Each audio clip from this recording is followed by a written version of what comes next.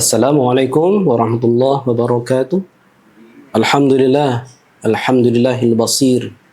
Alhamdulillahilladzi arsala rasulahu bil huda wa dinil haqq liyuzhirahu 'ala ad-dini kullih. Asyhadu an la ilaha illallah wahdahu la syarika lahu wa asyhadu anna Muhammadan 'abduhu wa rasuluh la nabiyya ba'dah. Allahumma salli ala sayyidina Muhammadin wa ala ali sayyidina Muhammadin. Jamaah Perti dimanapun berada, semoga ibadah kita diterima oleh Allah Subhanahu wa taala. Kita ketemu lagi pada pembahasan kali ini tentang muraqabah dan muhasabah. Muraqabah itu secara bahasa adalah kita merasa berkeyakinan, diyakini atau keyakinan yang penuh kita sedang diawasi oleh Allah Subhanahu wa taala. Kemudian muhasabah secara bahasa artinya adalah mengcross-check, menghitung-hitung bagaimana diri kita perjalanan selama ini, atau dalam bahasa kesehariannya itu adalah cross-check diri untuk tujuan evaluasi untuk kebaikan selanjutnya. Maka Allah Subhanahu wa taala berfirman, "Wal tanzur nafsum ma qaddamat liqadin." Hendaklah setiap jiwa memandang apa yang telah lewat dilakukannya untuk apa? Untuk kedepannya, untuk kebaikan kedepannya. Maka muraqabah itu terdiri dari dua unsur. Yang pertama, unsur introspeksi dengan tujuan evaluasi untuk kebaikan kedepannya. Itu unsur dari muraqabah. Di dalam Al-Quran, dalam sebuah hadis, dialog Sayyidina Jibril alaihissalam dengan Rasulullah sallallahu alaihi wasallam ketika Rasulullah ditanya tentang hadis ihsan, tentang ihsan, mahul ihsan. Dijawab oleh baginda Nabi Muhammad sallallahu alaihi wasallam, al-ihsan an ta'budallaha ka'annaka tarahu fa illam takun tarahu fa innahu yaraka. Yang disebut ihsan itu adalah an ta'budallah, kamu menghambakan diri sepenuhnya kepada Allah, ka'annaka tarah, seakan-akan engkau sedang memandang Allah. Fa illam takun tarah, jika kamu tidak melihat Allah, fa innahu yarak, Allah lah menatapmu. Maka pertanyaannya adalah, adakah jeda di alam semesta ini selama kita hidup ini yang hampa dari penglihatan Allah, yang hampa dari tatapan Allah? Jika kita sadar bahwa Allah itu tidak pernah hampa, tidak pernah berhenti dari pandangannya kepada makhluknya, maka semestinya kita harus mewarisi sifat malu baginda Nabi Muhammad SAW, bahwa ada yang sedang diwarisi ke kita, bahwa ada yang sedang menatap kita. Bagaimana kita itu ingin melakukan keburukan tetapi di hadapan orang yang kita seganin, tentunya kita tidak jadi melakukan keburukan. Itulah buah dari muhasabah. Bagaimana jika yang memandang itu adalah Allah Tuhan kita? Tentunya kita harus lebih malu lagi, ya. Tentunya kita harus lebih malu lagi, karena kesalahan itu tidak pandang di mana dan waktu dan tempat. Dan Allah pun tidak ada waktu dan tempat. Allah tidak berwaktu, tidak bertempat. Dia memandang kapanpun, dia mengawasi kapanpun. Kalau betul seseorang itu menghambakan diri kepada Allah, maka dia harus merasa diawasi dan meyakini dia diawasi. Dia menata kehidupannya, menata tingkah lakunya, maka berbuahlah muraqabahnya. Ketika dia sudah bermuraqabah, merasa diawasi oleh Allah Subhanahu wa taala, maka lanjutlah dia untuk bermuhasabah, ya, seperti muhasabah jiwa. Kemudian ada, kalau pada tingkatan amalan, seperti pada konteks bulan puasa, kita ada muhasabah prapuasa, ada namanya muhasabah di saat puasa, ada muhasabah pasca puasa. Muhasabah sebelum berpuasa adalah bagaimana selama ini kita menjalani puasa yang lalu, apakah berbuah kepada 11 bulan berikutnya. Kemudian itulah yang kita perhatikan. Semestinya pada bulan Ramadan ini saya harus maksimalkan. Nah, di tengah-tengah kita proses berpuasa harus ada muhasabah. Harus ada muhasabah, yaitu muhasabah di saat kita berpuasa itu. Apa muhasabah sambil puasa? Betulkah puasa kita sudah pada tingkat menahan hawa nafsu, atau hanya sekedar berhenti makan dan minum saja? Ataukah puasa kita selama ini hanya mengalihkan waktu makan dan minum yang aslinya dari pagi, siang, dan sore, malah dialihkan maghrib, tengah malam, dan imsak saat subuh. Saat suhur itu, saat subuh, ya. Itulah yang menjadi masalah bagi kita selama ini.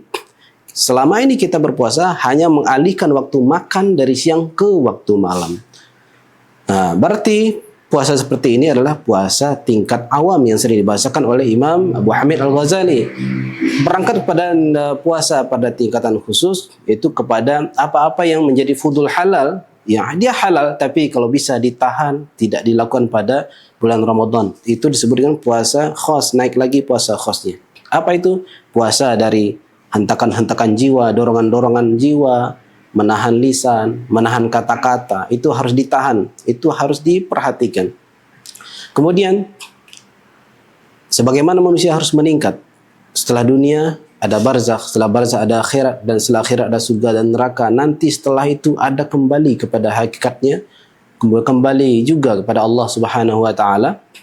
Maka di hadis Nabi disampaikan, bagi orang yang berpuasa itu ada dua kondisi berbuka. Berbuka di saat iftar, saat hari raya bahkan, itulah berbukanya, itu berbuka dari jasad, berbuka jasad dia. Namun ada berbuka rohani, yaitu inda liqa'i rabbih. Itulah berbukanya ruh, yaitu ketika berjumpa dengan Allah Subhanahu wa taala. Inilah yang menjadi poin-poin kita muraqabahi, kita muhasabahi terhadap ibadah kita dan semua tindak laku kita, termasuk semua ibadah dan puasa kita.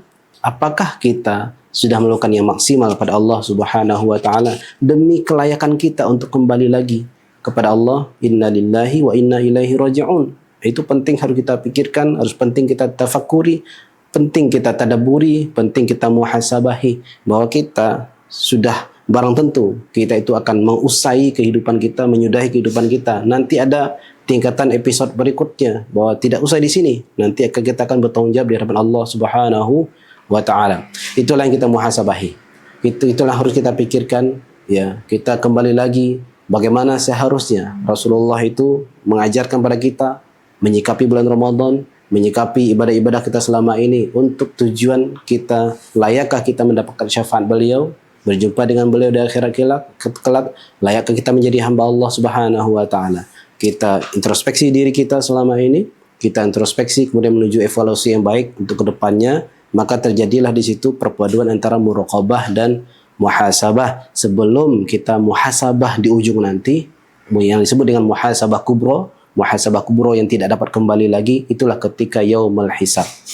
Selagi masih di dunia, hisablah diri kita, hasibu anfusakum qabla an tuhasabu, hisablah diri kita, introspeksilah selama masih diberikan nyawa, hayat, kehidupan di saat ini, sebelum kita nanti dihisab langsung oleh Allah Subhanahu wa taala di padang mahsyar kelak. Di saat itu tidak ada lagi kata kembali, tidak ada lagi evaluasi.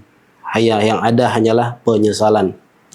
Jangankan orang yang melakukan maksiat, orang yang melakukan ketaatan saja ketika ternyata masuk ke surga pun dia tetap akan menyesali, ternyata selama ini saya masih kurang. Bagaimana dengan kondisi kita yang sudah penuh dengan kelalaian dalam kehidupan kita? Ya, maka pada bulan Ramadan di dalam ibadah puasa menjadi ajang bagi kita untuk memperbaiki kehambaan kita pada Allah Subhanahu wa taala. Sudahkah kita menjadi hamba sejati? Sudahkah kita an ta'budallah ka'annaka tarah, berubudiyah pada Allah seakan-akan memandang Allah?